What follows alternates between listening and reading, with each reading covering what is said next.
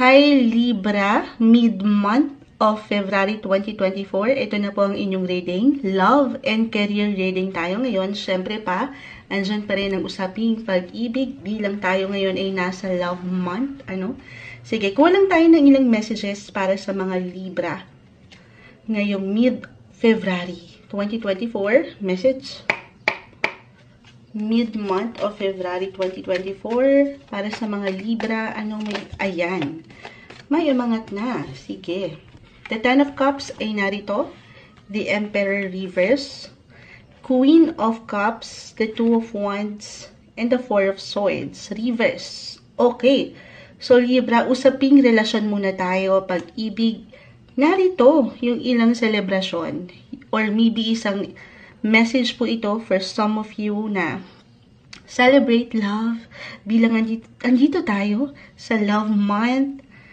May ilang plans, kahit sa simpleng ideya pa lang ito, plano, na may kaugnayan sa pagbiyahe, travel, it doesn't matter kung ito ay long or short trips. Pero yung pinaka-importante rito ay buo kayo. Merong celebration, okay? Kahit sa anumang paraan nyo ito. Bilang pamilya, especially for some of you na meron ng ilang kids, isa-celebrate ang buwang ito na punong-puno ng kasapatan at pagmamahal kasama ang taong mahal mo. Okay, mahal mo sa buhay. Yun yung pinaka nakikita natin, First scenario yon. Other messages, I will be honest, okay? For some of you na hindi masyadong nagiging magaan lately, guys, kahit pare-pareho kayo ng sun sign, which is Libra, napakalawak po ng astrolohiya, ay iba-iba pa rin kayo ng sitwasyon, okay? Ng kapalaran, ng hinaharap. Iba-iba kayo ng edad. Para sa ilan, na medyo hindi naging okay nitong mga nakalipas na linggo or araw, kahit araw lang, ang inyong buhay, pag-ibig, relasyon, I will be honest, maaaring meron kayo ditong bubuing desisyon. Kung saan, iisipin nyo na, of course, kung saan naroon yung pang forever or may pang long term. This is something huge or major decision for some of you. So, take it easy, pag-iisipan itong mabuti, okay? Wag lang magmadali. Para bang meron kayong ito, minsan ang hirap i-mention ng messages, lalo pa kung hindi na to nakakabuti sa inyo, physically, mentally, or hindi na nagiging komportable. Ayan, maybe kailangan nyo talaga itong pagnilay-nilayan. Do some reflection when it comes to your relationship, love sector.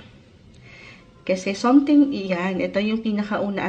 Ito, hindi kailangang i-apply, just only take what resonate. Something will end to make room for something new. Again, anumang kondisyon nyo sa relasyon ngayon, kahit sa simpleng mga parang, alam nyo nang hindi healthy, okay, sa inyong connection, yun yung i-let go ng ilan. Papalitan niyo ito ng something bago para manariwa, ayan, ang inyong pagmamahalan. Okay, for some of you, pagdating naman sa inyong mga work sector, I feel that you have, too much on your plate, the Emperor, the Queen of Cups. So, take it easy, isa-isa lang, kung ano yung mga plans nyo, or ilang gawain, andito yung pagiging busy. Eto, papakiramdaman nyo ang inyong mga sarili, okay? Hindi po isang medical advisor ang Moonchild, pero if ever, meron kayong maramdaman, hindi okay. Kasi nga may pagka-busy, may panglalaban tayong nakikita dito, so papakiramdaman nyo. Listen to your body, guys. Tanging kayo lamang po ang higit na makapagsasabi dito sa part na ito. Magpahinga lang din. The Four of Swords kasi ay narito. The Emperor. Lalo pa kung may pagka-intense or pagka-extreme itong ilang trabaho or responsibility when it comes to work. Or meron talagang medyo nagiging possessive. Or, syempre, meron tayong superior. Para sa ilan, merong ilang boss. Ganyan. So, iwas lang sa masyadong pressure. Isa-isa lang. Hindi sa magnuno ka sa ilang responsibilidad na ito.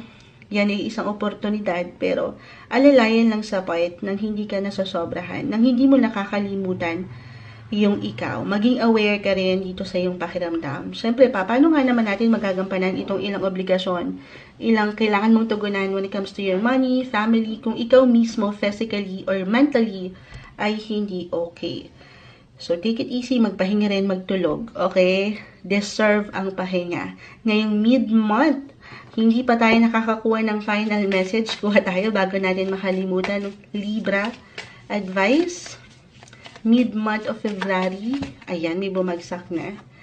Guidance. Uy, sige, kunin pa natin itong isa. And beauty. Beauty, physically, mentally, papaangatin nyo yan, okay? Or maybe isang indikasyon na talagang kusang aangat kahit pa medyo stress or meron kayong ilang gawain, na hindi maiiwasan.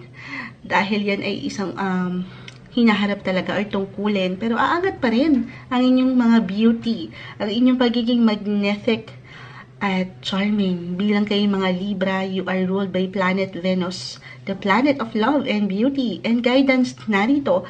So, meron ditong ilang umangat na nakatataas or nakatatanda. Kung meron mang mangailangan para sa inyo when it comes to money man ito or kahit walang value, something na mapaglalaanan ng enerhiya, meron po kayong gabay. Meron at merong suporta dito mula sa ilang taong malapit sa iyong puso, especially when it comes to your family and relationship sector. Hindi ka dito nag-iisa. Para sa inyo ngayong mid-month of February 2024, Libra.